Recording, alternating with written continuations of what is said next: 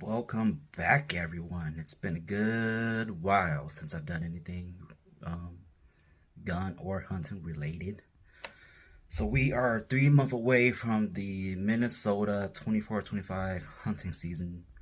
So I thought to myself, maybe I'd be proactive and head out to the range to get 3 of my CZ457 sighted in before the season approaches. If I'm gonna go then, the gun range is gonna be super packed and good luck getting a lane. So I will be heading out with 3 of my CZ457. The one's gonna be with the Aculite match barrel, the heavy Varmint CZ barrel, and then the CZ factory pencil barrel to see how they do with these various subsonic rounds. So yeah, stay tuned. I'm not sure if I'll be able to film at the range. I know I could film at the range, but I can't find any of my tripods for my cameras. If I can't, I'll just post up the results at the end here.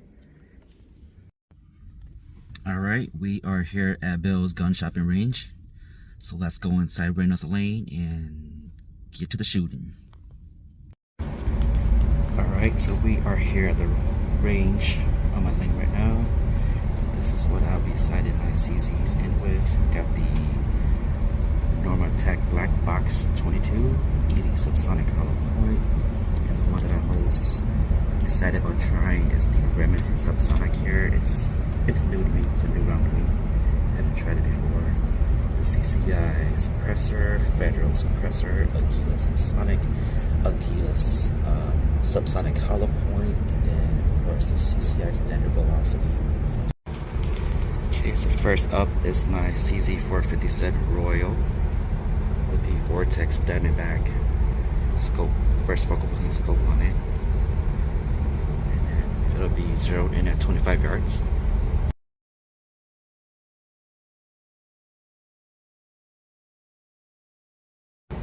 Okay, up next is the CZ457 with the heavy Varmint barrel. Sighted in at 25 yards first, then we'll do the 50-yard group. Alright, up next is the Wooks CZ457 with the Aculite match barrel. See how she runs.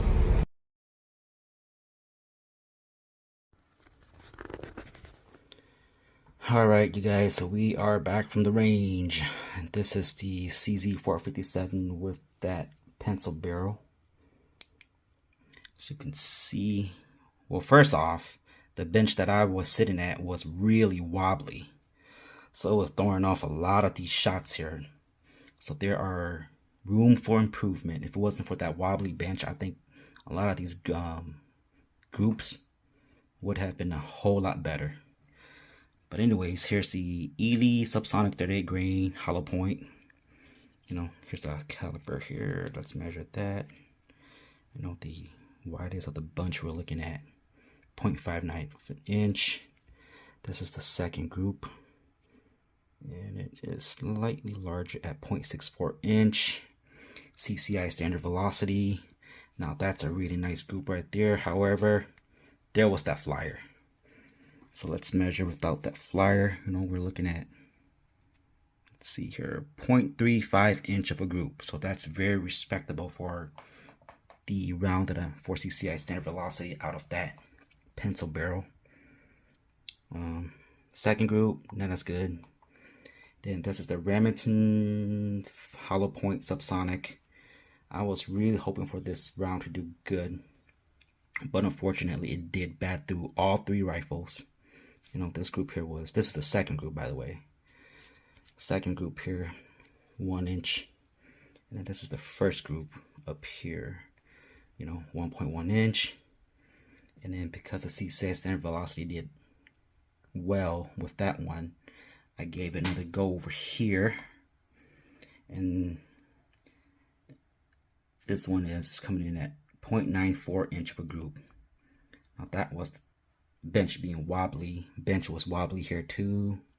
A lot of these shots that I took, the bench was just super wobbly.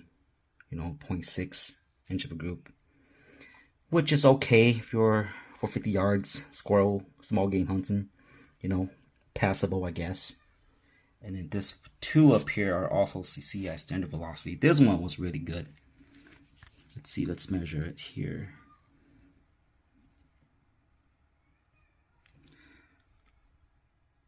.29.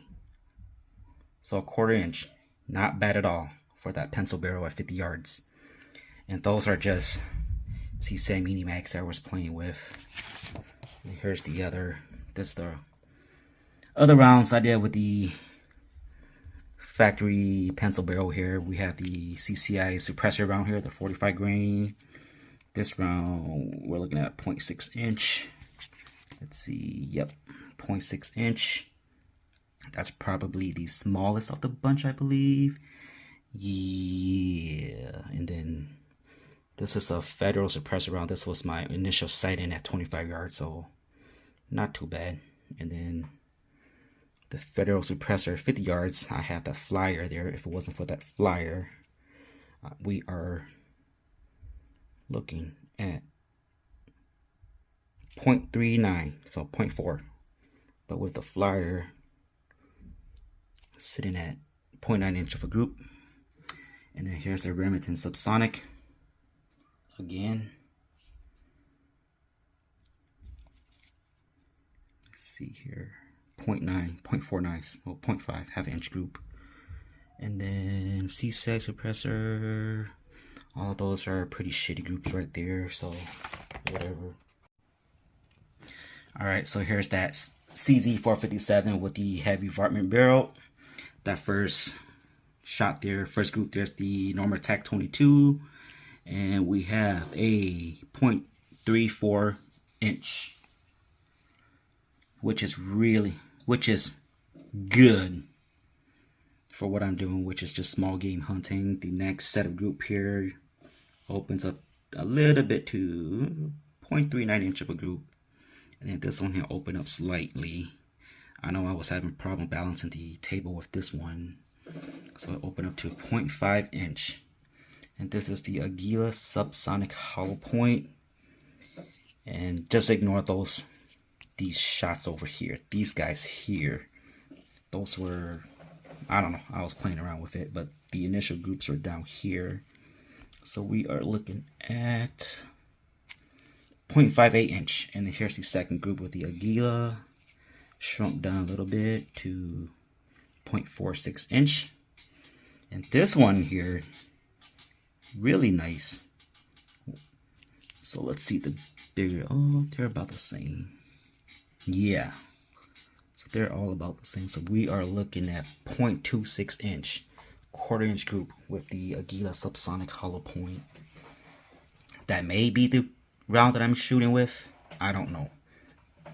It's between that and the Norma Tac with the Varmint barrel. And then moving down to the Aculite subsonic hollow point, we are looking at 0.41 inch. This one opened up a bunch. I'm not going to measure. This one, let's see here, 0.6 inch. I said it's passable.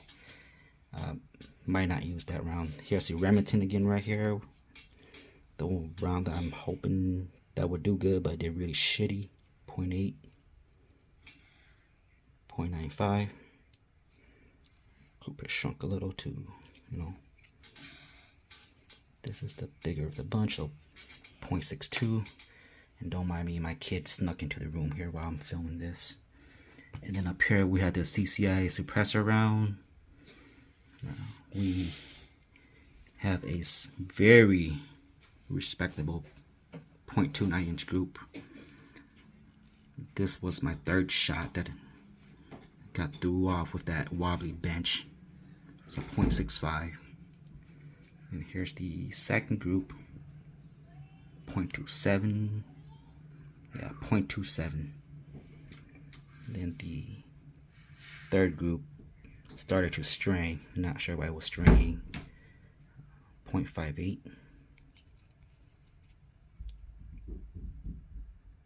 0.95.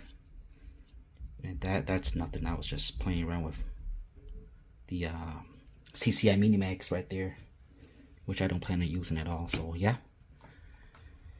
you know, so it's between the Norma Tac CCI suppressor and the Aguila hollow point subsonic with the Varmint barrel. Then moving on to the Aculite. So the reason why I went with this Aculite barrel over other barrels is because I was looking to make my rig a little bit lighter. Prior to the Aculite, I had the Varmint barrel inside the Wooks stock. That just made it way too heavy paired with the Arcane scope. I was pushing 13 pounds on that rifle. So I had to lighten up the load. The only light barrel I can find was the Aculite. I know that it used to be formerly known as the Whistle Pig. Seems to be pretty popular among the 1022 guys. So let's see here.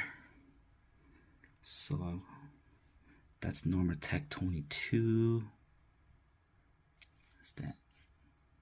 Yeah, this is the bigger of the bunch. So we're looking at 0.34 inch. And then open up to 0.73 inch. And again, it was that wobbly bench that I had. There was no other open bench with that. I was stuck with that bench. It was all the other ones were occupied. 0.38 inch. And I'm moving on to CCS repair. So, oh man, this barrel hated this round. We are looking at 1.5 inch group. Then it closed down to about 1.1 inch. And then a string shot there of 0.8 inch.